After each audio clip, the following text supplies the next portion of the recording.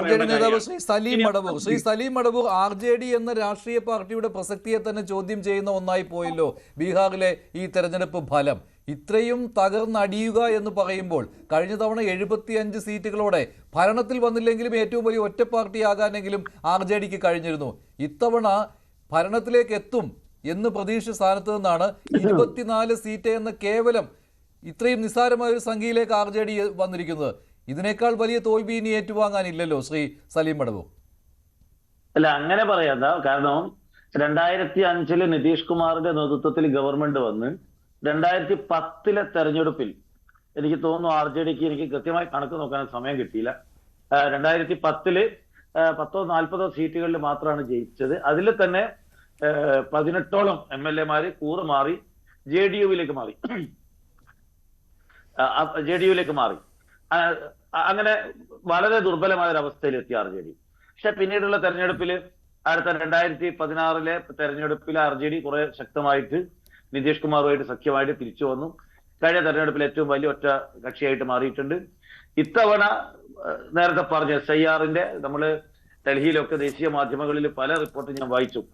ഡൽഹിയിലെ തെരുവോരങ്ങളിൽ കിടക്കുന്ന ബീഹാരികൾ അവർക്ക് ആകെ ഉണ്ടായിരുന്ന ബീഹാറുമായിട്ടുണ്ടായിരുന്ന പൊക്കിൾക്കൊടി ബന്ധം എന്ന് പറയുന്നത് ഈ വോട്ടേഴ്സ് ലിസ്റ്റ് ആയിരുന്നു.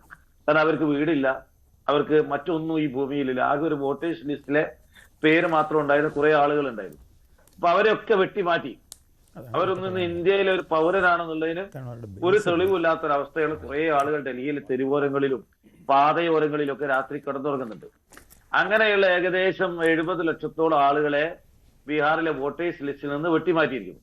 അതൊക്കെ പറയുമ്പോഴും ബീഹാറിലെ അഡ്മിനിസ്ട്രേഷൻ നിതീഷ് കുമാറിന്റെ ഭരണ മികവ്, ചില വ്യക്തിപരമായ മികവുകളെ ഞാൻ കുറച്ചും കാണുന്നില്ല. അതും ഉണ്ടായിട്ടുണ്ട്. അത് ഒരു ഘടകമാണ്.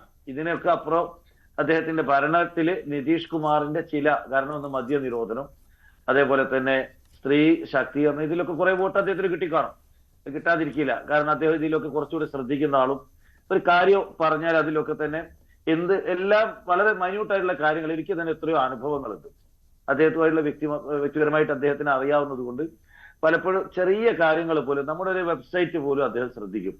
അങ്ങനെ ഒരു തിരക്കുള്ള മുഖ്യമന്ത്രി, പാർട്ടിയുടെ എല്ലാ തരത്തിലും ശ്രദ്ധിക്കുന്ന ഒരു വ്യക്തി എന്നുള്ള നിലക്ക് സ്വജനപക്ഷപാതം, അങ്ങനെ കുറെ ഗുഡ് ക്വാളിറ്റീസ് അദ്ദേഹത്തിനുണ്ട്.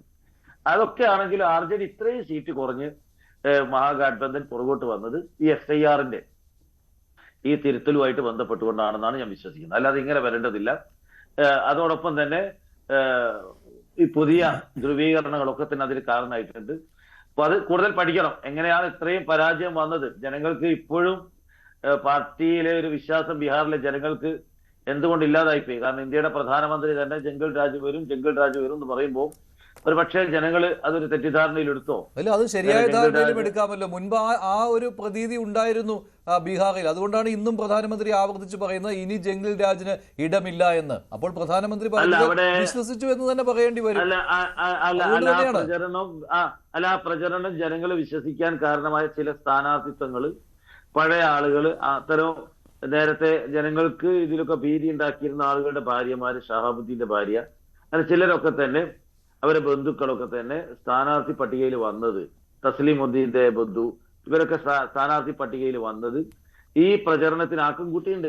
യാഥാർത്ഥ്യം പറയണല്ലോ. കോൺഗ്രസുമായുള്ള ബന്ധം സിങ്ക് ആയിരുന്നു അത്. അല്ല, കോൺഗ്രസുമായിട്ടുള്ള ബന്ധം കൊണ്ട് തകർന്നു എന്ന് പറയാൻ പറ്റില്ല. കാരണം RJD ഒറ്റക്കാണ്. കോൺഗ്രസിന്റെ സ്ഥിതി ഞാൻ ഈ തെരഞ്ഞെടുപ്പിൽ, അതിന് മുന്നത്തെ പാർലമെന്റ് തെരഞ്ഞെടുപ്പിൽ സഹർസ എന്ന് പറയുന്ന സ്ഥലമുണ്ട് മധേപുരയിൽ. ഞാൻ അവിടെ ആയിരുന്നു. ശ്രീ ശരത് യാദവ് മത്സരിച്ച അദ്ദേഹത്തിന്റെ മണ്ഡലത്തിലായിരുന്നു ഏതാണ്ട് ഒരാഴ്ചയോളം. അപ്പൊ ഈ ശരത് യാദവിന്റെ ഈ തെരഞ്ഞെടുപ്പ് ഓഫീസ് വലിയ പന്തൽ കെട്ടിയ ഓഫീസാണ്. അപ്പൊ ഇതിനേക്കാൾ നല്ലൊരു കെട്ടിടം പുറകെ കാണുമ്പോൾ ഞാൻ നോക്കുമ്പോൾ അത് അവിടുത്തെ DCC ഓഫീസാണ്. സഹർസയിലെ DCC ഓഫീസാണ്. അപ്പൊ അതിന്റെ ഉള്ളിലേക്ക് ഞാൻ പാർത്ത് നോക്കുമ്പോൾ വലിയൊരു കെട്ടിടത്തില് ഞാൻ വെറുതെ അതിശയോക്തി കലർത്തിയൊന്നും പറയല്ല, ഒരു വർഷത്തിനുള്ളിലൊന്നും അത് ഓഫീസ് തുറന്നിട്ടില്ല. അത്രമാത്രം മാറാല കെട്ടി പൗടി പിടിച്ച് കിടക്കുന്ന ഒരവസ്ഥയിലാണ്. അപ്പൊ കോൺഗ്രസ് അടിത്തട്ടി തകർന്നുപോയി. കോൺഗ്രസ് തകർന്നു. അത് മാത്രമല്ല, അവിടെ PCC പ്രസിഡന്റും പിന്നെ DCC പ്രസിഡന്റുമാരുമൊക്കെ ഡൽഹിയിൽ സ്ഥിരതാമസമാണ്. അതായത് ജനങ്ങളുടെ അടുത്തേക്ക് ഇറങ്ങി ചെല്ലുന്നില്ല കോൺഗ്രസ് പാർട്ടി. ശ്രീ N. ശ്രീകുമാർ, ഇതാണ് കോൺഗ്രസ് ശ്രദ്ധിക്കേണ്ടത്. വെറുതെ SIR-നെ കൂട്ടുപിടിച്ചത് കൊണ്ടോ ഈ 10,000 രൂപ നൽകിയത് കൊണ്ടോ ഇക്കാര്യങ്ങൾ മാത്രം പറഞ്ഞ് നിങ്ങൾക്ക് തടിതപ്പാമെന്ന് വിചാരിക്കേണ്ട. അത് ശശി തരൂർ ഇന്ന് കൃത്യമായിട്ട് പറഞ്ഞിട്ടുണ്ട്. ഇതിന്റെ പാഠം ഉൾക്കൊള്ളണം. അവിടെ പ്രചാരണത്തിന് പോയവരാണ് അതിന് മറുപടി പറയേണ്ടതെന്ന്. തരൂർ പിന്നെ കോൺഗ്രസിനെതിരെ തുടർച്ചയായിട്ട് ഇപ്പോൾ പറഞ്ഞുകൊണ്ടിരിക്കുന്ന ആളായതുകൊണ്ട് അത് മുഖവിലേക്ക് എടുക്കേണ്ട നിങ്ങൾ. പക്ഷേ ഈ കോൺഗ്രസിന്റെ PCC പ്രസിഡന്റോ DCC പ്രസിഡന്റുമാരോ ഒന്നും ബീഹാറിൽ ഗ്രാസ് റൂട്ടിലില്ല. അവരൊക്കെ ഡൽഹിയിലാണ്. ഇതൊക്കെയാണ് കാരണം. എന്നിട്ട് RJD-യിൽ നിന്ന് കുറച്ച് സീറ്റുകൾ പിടിച്ചു വാങ്ങി മത്സരിച്ചിട്ട് ഒരു കാര്യവുമില്ല തെരഞ്ഞെടുപ്പ് എടുക്കുമ്പോൾ.